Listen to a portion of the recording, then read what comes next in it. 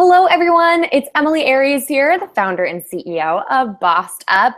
Welcome to today's Career Crush Q&A. I am so excited for you to meet my guest today, Camille Stewart, who is an incredible boss, a senior policy analyst and appointee at the Department of Homeland Security. She's an attorney by trade, specializing in cyber and all issues related to security and technology. And she is the chair of the Young Professionals Committee at WIT, Women in Technology, a nonprofit focused on getting more women in fields related to tech across the country. And as usual, every Wednesday afternoon when we have these Career Crush Q&A conversations, we want to hear from you as we pull back the curtain on women's career paths who've really crafted a career with passion and purpose. So Camille, thank you so much for being here with us today. Thank you so much for having me. I'm excited to have this conversation. I'm so stoked to dive right into. And ladies out there who are tuning in, you can communicate directly with us on Twitter. I've got my smartphone in hand. I'm actually tuning in out of my office today because I'm in New York for an event tonight, actually with WeWork. So I'll be in Times Square at WeWork if anyone wants to come out tonight with the Women's Information Network. But if you would like to ask your questions of Camille or myself, feel free to use that hashtag CareerCrush in real time and tweet at me at BossedUpORG or Camille ESQ. That's CamilleESQ to communicate with Camille and I now after the fact, or just to keep in touch if you're watching this on YouTube many months from now. Camille, again, thanks so much for being here. Tell us a little bit about what you do now. What does the work look like at the Department of Homeland Security? Sure. So here at DHS, I'm in the headquarters, and we have a bunch of components that do a bunch of different things. And so within the Office of Policy, there are some strategic offices that focus on different areas, and mine focuses on cyber, infrastructure, and resilience. So I do a lot of work on our international portfolio, so working across the world with our partners on how to implement cybersecurity or capacity building as it relates to cyber, getting people online with free and open internet, as well as working on issues that affect us at home. So you saw the Apple debate with encryption. We were working on that issue. And you've seen a number of different things, including the recent election and making sure that that was safe and secure for everybody voting. Wow, fantastic. Well, I'm so excited to talk with you because I know that we care a lot about getting more women in the pipeline when it comes to tech and diversity in technology. And here at Bossed Up, right, we like to get real and be honest about how we can all pursue ambitious careers and be fully functional, happy, healthy human beings. So why don't you take us back to the beginning? Take us back to pursuing your higher education, right? I know there was a lot of that involved with getting a law degree. What were some of the pivot points you faced early on in your career? And what are the choices that you made that helped direct you to where you are today?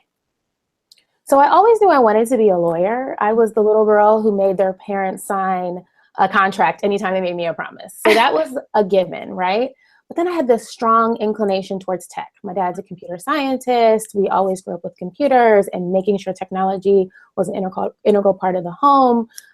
So there was this tension with, I really want to be involved in tech, but I really want to be a lawyer. And I felt called to do both. And when starting my education, I kind of veered down the lawyer path. I got a business degree undergrad. It was sent to go to law school. And my dad kind of said, you know, have you thought about looking at intellectual property? And as you know, intellectual property is kind of owning the rights to the things that you create. And I thought that was a great way to kind of a little bit involve tech, you know, people's creations into the legal work that I was doing. And so I pursued that. But as I started down the intellectual property path, I realized that most of that was online, and that opened me up to cyber and a few other things. And it kind of relieved that tension between being an attorney and being involved in tech and really diving into some of the more technical spaces, even without a technical background. I love that because I distinctly remember the first choice in terms of employment that I faced out of the gate of college, my undergrad degree. I said, do I want to go into the Peace Corps, which would mean I could do the international work that I've always dreamed of doing, or do I want to hop on this Obama bandwagon and get involved with this historic campaign and really sink my teeth into domestic politics? And at the time, I felt like if I choose one door or the other is completely shut off for me forever and ever and ever. And for many of us multi-passionate people, it can feel like an all or nothing choice moment. Hilariously, I'm now speaking in the position of not really doing international or domestic politics. I'm here empowering women to craft careers with purpose and passion. So it's kind of a joke looking back at it, that this concept of this binary choice. You can't have it all, or you can't have a blended career path. So it's encouraging to those people out there who are faced with one or the other type career choice right now, that all roads can blend your passions and things sort of can lead to one another over time. It might not happen right away. Is that agreed? And I think that's the amazing thing about this moment, is that so many people are finding ways to blend their passions with their professions. So that's why social entrepreneurship is so big, and things like that. But not only that, your career can look different at different points in your life. So you might start off in one place, evolve to another. You might come back, or you might completely deviate and do something new like what you're doing. Right. And the mobility there, thanks in part to technology, is greater than ever before. Yes. But fear, right? Like there's a lot of fear involved in making those big choices. So how did you navigate some of those big moments after getting your law degree and focusing in IP law? What happened next? So you kind of just have to trust the process. Some of this is just so fortuitous. You have to be open to the next opportunity and not let things that traditionally would make you apprehensive close you off. So, for example, job titles. After law school, I was recruited for this position at a cybersecurity company, but the title wasn't what you would expect. And I wasn't quite sure what the role would look like because it was brand new. They knew they needed legal help, but they just didn't know what that would look like. And I was really able to come into that position and craft something that benefited them and benefited me. I looked for the gaps in capability, in information, in service, and really filled those with things that were of interest to me. And the more I did that, the more room they gave me to really grow and blossom. And by the time that I left, they'd rewarded me with the title that made me happy and with other things. But more importantly, I'd gotten this great experience that most people with my time out of school had yet to experience, because I ventured into these new spaces and wasn't constrained by the titles that came with it. And there's definite risks involved with that, right? So you're venturing into the unknown, you're taking initiative, which is being a leader, being entrepreneurial within the confines of a large institution. And I think that's something that is so essential in today's ever-shifting marketplace, when, especially in the realm of technology, we have to innovate to just keep up with the kinds of jobs and filling the right gaps in your organization. That's not something that is given to you, right, necessarily. It's something that requires being assertive, requires taking ownership, taking the initiative, and stepping up as a leader to say, here's what I think we should do. Here's what I propose we should make out of this role. And where do you feel like you got the confidence to do that? I think a lot of our bosses feel a little apprehensive, especially when they're like, oh, I'm new here, or I'm young in this role.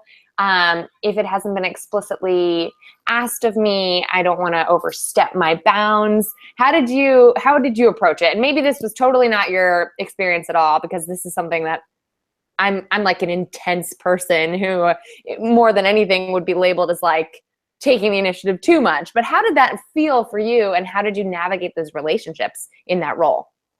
So I feel like my natural inclination is to make the ask or, seek out the opportunity, but that still can be intimidating when you're either a junior person on staff or you're new to a different office. So you're not sure the dynamic, or, there are all these processes and procedures in place, or an established market share, things like that. It can be intimidating to ask. I was blessed with parents who really raised me to be a go-getter and to ask the questions and to push past those fears, be diplomatic in how you do it, assess the landscape, and to do it strategically, but still do it. But then I've also had some really great mentors and other opportunities that kind of massage that and develop that. One of which was coming to Bossed Up Boot Camp, which was awesome, by the way. Shout out for that. Which, you know, had some really great conversations around likability for women and assertive communications and, you know, other things that really can equip you to make the ask, to have the conversation. And I would encourage you never to be afraid to make the ask. You know, Right. You may not be able to be as blunt as you are to your friends when you talk about it initially, but you can make the ask in a way that is disarming and something that your boss will be open to, and at least starts a dialogue about, if you can't get there right away, how can I get there over time? I love it. I love it. I love it. And it's so funny because assertive communication, which is one of the key trainings at Bossed Up Boot Camp, is now the most popular training that's requested from organizations and companies that we work with all over the country and beyond. It's what I'm presenting on tonight in Times Square. So Awesome. It's so funny. For those of you who are tuning in for the first time or are new to Bossed Up, you can actually click around on our YouTube page. Our YouTube username is BossedUp.org, just like it is on Twitter and Instagram. And you can find a couple of videos out there on the difference between assertive and aggressive, which is a really good place to start when it comes to women in particular, getting comfortable with being assertive and really developing that core leadership skill of assertive communication and not being afraid to speak up and own your voice. So I'm so glad to hear how that's worked out for you thus far. What else do you feel like has been one of the biggest accelerators in your career path thus far? So network, whether that's peer networks or organizational networks or mentors, sponsors, network is so essential to career progression and development and professional, personal development. And I have been blessed with great mentors, peers that challenge me and encourage me, whether they're in my field or not, that influx of ideas that are not shaped the way mine are shaped because they either don't have that legal mindset or that technical mindset, push me further in all the things that I'm doing. Organizations like WIT, Women in Technology, which I'm a part of, are great communities. WIT is comprised of a lot of really strong women in leadership in tech, but also navigating the tech space. And it's been my pleasure to chair the Young Professionals group because we are really focusing on cultivating young talent, helping people transition into this area in the most inclusive form of the word tech, right? So whether you touch tech through HR or you are a coder or you're like me and you're an attorney who's got this passion for tech, we want to find a way for you to fit into the community and make it inclusive and dynamic. And the community will benefit from that kind of diverse interaction, whether it's diverse in some of the more traditional aspects, ethnic, sex, those kinds of things, or geographic, educational, background, experiences. So we're really focused on that kind of promotion. And so organizations like that cultivate you in your space, or ones that are not oriented towards your area, so that bring you together with women or people in general who are just like-minded, as well as those networks that you've built over time and family and friends. I love it. I think that is such a key component to getting bossed up, as we like to say, right? Or to really owning your career path and taking a proactive approach to crafting the life and career that you want. I like to always say at Bossed Up that we're all about creating a community of courage, because I think there's something kind of contagious about ambition, right? You mentioned your mentors and your peers who push you to be that best version of yourself. That stuff takes time. It takes intention to really be mindful about who you're spending time with, whether it's your Netflix and your dog, which I fall into the habit of on occasion, or like getting out there and pushing your boundaries. And if the people you're spending the most amount of time with, maybe at your job, are bringing you down instead of lifting you up, what are you doing outside of that environment to really invest in surrounding yourself with a peer group that actually reflects back to you the courage, the ambition, the goals that you have, and encourages you along the way in the most literal sense of the word. So whether you're getting that kind of community of courage at WIT, or want to join our accountability community online at bossedup.org, we have to be proactive, right? About not just growing those networks, but then activating them when it comes time to make the ask, and really advocate for your own future, right? Advocate for what you want in work and beyond. Very cool. So I guess the other questions I have for you, Camille, are always around, and I think this is where the juiciest conversations come up with our Career Crush guests, is let's be real about challenge. Let's be real about, there are major challenges that women continue to face in today's workplace. And speaking of diversity, right, women of color have in many ways bigger hurdles to overcome that white women don't even have to deal with or think about or get faced with on a day-to-day basis. And here at Bossed Up, we like to be really honest in this conversation about how we overcome, whether it's internal or external, barriers that we faced along the way. What have you felt like, it sounds like you've obviously kicked ass in a lot of different ways, but what have been some of the moments of challenge that you've faced along the way? So I not only am a woman of color, so I've got the woman thing, the person of color thing, but I am the child of immigrants. And so as a first generation American, there is a baseline access to information hurdle that I had to overcome. How do you figure out student loans when going to school? How do you figure out what school to go to? Who do you talk to about certain things? And I've been lucky that my parents, were educated and things like that. So I've had access to some information, but there are some things that they just did not know.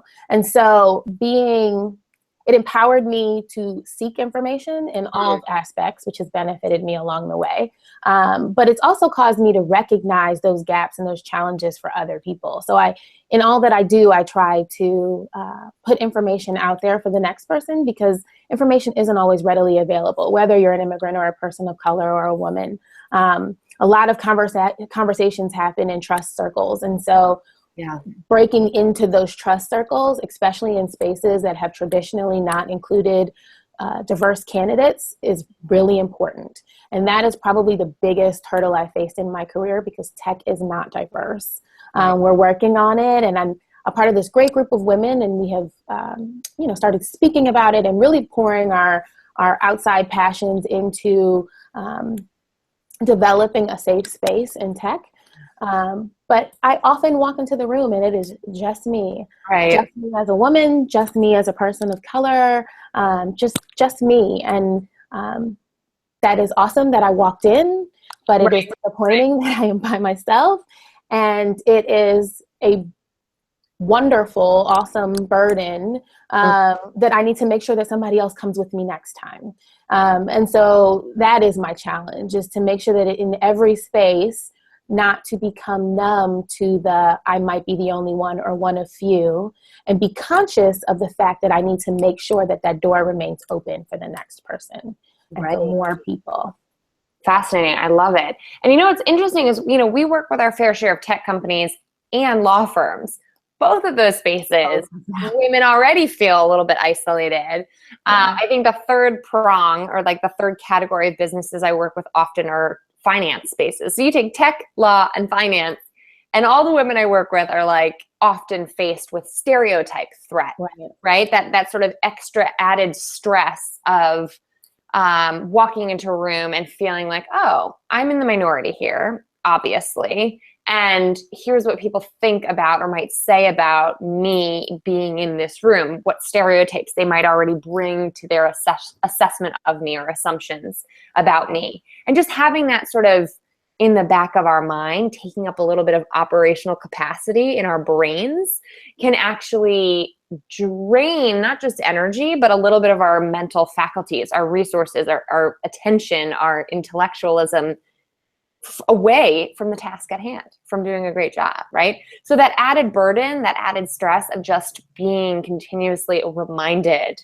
that you're in the minority has been, research has shown can actually not just increase women's stress levels and minority group stress levels, but can detract from our performance along the way. So it's this horrible catch-22 in the research that I geek out about, and we could talk about forever.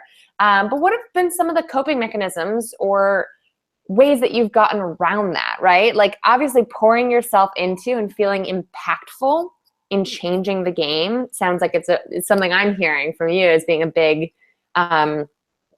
motivator. But what other advice do you have for young women breaking into this space that you would tell your younger self if you could go back and say, here's how you're going to get over this situation and excel? Be present in the moment. I think that's the biggest thing.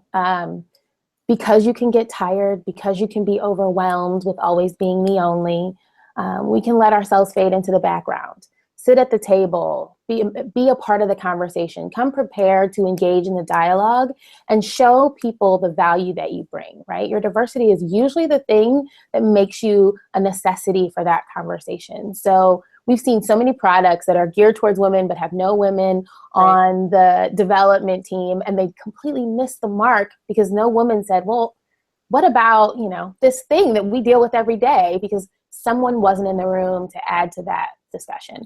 And so that's really the big thing. Do not let that fatigue keep you from engaging in the conversation and being prepared. It is tiring. It's hard. Unfortunately, that is the uphill battle we're facing. Right. But don't let that keep you from engaging in the dialogue.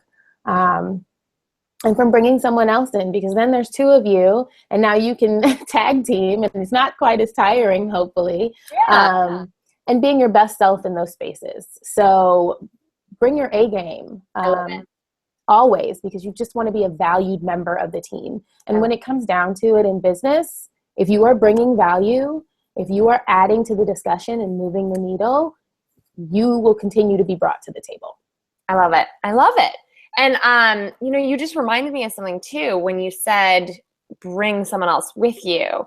I love that idea of sort of seeing yourself and your own progress, excellence, promotion, advancement, whatever, as growing your own power over yourself, but also growing your power to bring others up with you, right? This idea at Bossed Up that we always say to lift as we climb. At Bossed Up Women, we're not the kind of, queen bee myth woman that is not even a real thing, but is a media trope that we often see of like women who hold other women back. No, Bossed Up Women are the kind of confident, ass-kicking women who make room for others at the table, because that helps all of us. That lifts all boats, right? What is it? A high tide raises all boats, something like that. And I would encourage people not to think of that as this big cumbersome thing, because I've encountered a lot of people who feel like mentorship and lifting someone else can be like this project that I have to have weekly meetings, or I have to do all of this. Mentorship can be mentorship moments. It can be small things that move in someone's life, whether it's telling them what side of their jacket to wear a name tag on, or something else small that will help them increase their professional posture. Right. Don't negate those moments either, right? Like don't for feeling overwhelmed, exclude an opportunity to provide one piece of advice rather than a relationship building experience. I think that's hugely perfectly said. And one of those really small key steps that we can all do for one another that you started to mention or remind me of earlier was what I read about the women of the White House doing very well, called amplification, right? About bringing someone with you, whether it's a male colleague or, a white male senior executive who you queue up to support you, or if it's all the other women in the office, right? Whatever allies you build, whatever alliances you develop, having each other's back in meetings to say, you know what, Camille, I want to go back to that point you made earlier because I thought it was really good and we moved on right past it when you said it. I want to make sure everyone hears Camille's idea and we bring it back to that, right? Or just amplifying and giving credit where credit is due in that way that, the Washington Post reported the women of the White House and the West Wing were doing so effectively. So those kinds of great little mentorship moments, like you're saying, they don't need to be taxing, they don't need to be exhausting, but they do really make a difference and move the needle and making sure that credit is given where credit is due. Completely agree. That's important. I love that. So where can we, I know we're coming towards the end of our conversation here, but what do you think are the most important things that we can all do when it comes to increasing diversity in tech, women in tech, and supporting women we work with and getting them into the fields related to tech? Don't be afraid to speak up for someone else. So in a moment where you see something that is a wrong to someone else, or a moment where you can amplify, or a moment where you could just be of support to someone, do that. It's often more powerful for an ally to speak up on your behalf, right, and garner more support than for you to continue to fight for yourself. Yeah. So in spaces where you see inappropriate conversations or where you see people being excluded, say something. Don't be afraid to say something. It will mean the world to the person who is subject to whatever that exclusion Right. or whatever is. Be conscious, right? Be conscious of what is going on around you, understanding that a lot of the things that go wrong or a lot of the exclusions are inadvertent or due Right. to ignorance. And so don't let yourself fall into that by, closing yourself off to recognizing those things, but also recognizing it for other people so that if you did get the invite or you were included, that you can say, hey, we should open this up to these people for whatever reason. And just, continuing the dialogue, not even just in safe spaces, but with people who might not be having these conversations otherwise, right? We're having these great conversations amongst ourselves about empowering women and empowering people of color and empowering all of these great groups. Right. But if we don't include the majority in those conversations, whatever the majority is as compared to that group, we won't build the alliances and the momentum that's required to actually push the conversation forward, to push for a real sustainable change. So, engaging the majority, whatever that is, in the conversation is extremely important. I could not agree more. And we could talk for the next 90 minutes about how that, how all of this post-election analysis fits into that bigger picture that you're talking about, but we don't even have enough time to talk about that. But I want to end on that note because I think it's a really important one, that diversity makes us stronger. Diversity makes us better decision makers. And diversity means not just having these conversations amongst minority groups, whether it's gendered, racial, or otherwise. And so with that, where can we find out more about WIT, Women in Technology, and keep up with you as you move forward and as things change? womenintechnology.org. Check out the website. The Young Professionals group is on Twitter, WIT_YP_SIG. We're on Instagram on the same name and Snapchat. You can find me at Camille ESQ on Twitter. And feel free to reach out. I'm always happy to answer questions, engage in a conversation, come talk to a group, anything. I love it. Well, thank you so much for joining us, Camille, and for being such an active member of our Bossed Up Bootcamp alumni community. Bossed Up Bootcamp, for those of you who don't know, is our flagship training program here at Bossed Up, our most popular weekend-long training designed for women navigating moments of career transition. I'm in New York City now because I'm on my way to Boston for our final Bossed Up Bootcamp of the year this Saturday and Sunday.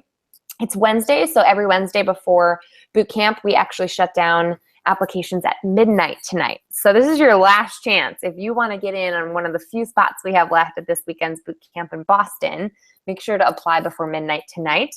Otherwise, stay tuned because we're announcing our 2017 bootcamp dates very soon at bossedup.org. Thank you again, Camille, for spending some time with us and sharing all about your incredible career journey thus far. Thank you so much. It's been a pleasure. I enjoyed it. All right. Take care, everybody. Thanks for tuning in. We'll be back here for our usual Wednesday afternoon Career Crush chats real soon. And until then, keep bossing and talk to you soon.